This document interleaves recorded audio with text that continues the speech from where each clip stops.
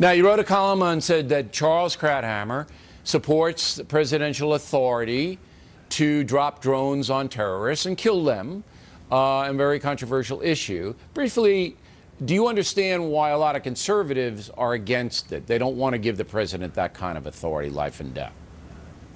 I do understand, and I've received a lot of incoming since the weekend when I published the column. I understand it, but the problem is this.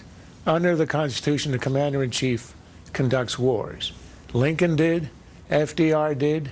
Every president is the highest authority when it comes to deciding who lives and who dies. Look, Lyndon Johnson picked out targets on which we dropped bombs in Vietnam. FDR and Truman decided what cities, entire cities, we would wipe out. There was no review, there was no committee, there was no input from anyone else. But that was a declared war, though. We don't have a declared war against them. No, it is a declared war.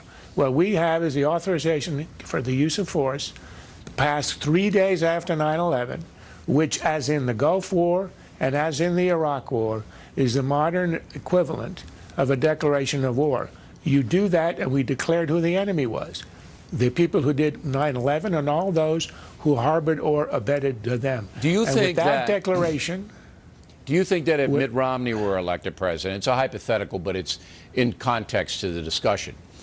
If Mitt Romney had been elected president, I think he would have continued the drone program. Do you think there would have been as much conservative opposition if there were a Republican dropping the drones as opposed to Obama? Isn't this about Obama? No, I don't. I think there would be the same amount of opposition. I think it's a principled opposition. These are people who worry about the extent of the power of government.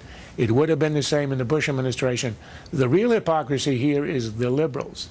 If this had been the Bush administration dropping drones onto even Americans, but we've done that. You know. I mean, you would know that. Absolutely. No, I think that there are principles at stake. I respect the opposition on this issue, but I don't see any alternative to having a unity of command in the conduct of a war. And the principle here, even if you attack an American, as we did al-Awlaki, if you take up arms against the United States, even if you are a U.S. citizen, that's true. You forfeit the privileges of citizenship, including the protections of the Constitution and the Fifth Amendment due process. And once you do that by being an enemy combatant, we can drone you the way that we do an Afghan or a Saudi or a Yemeni. There's no difference. All right, Charles.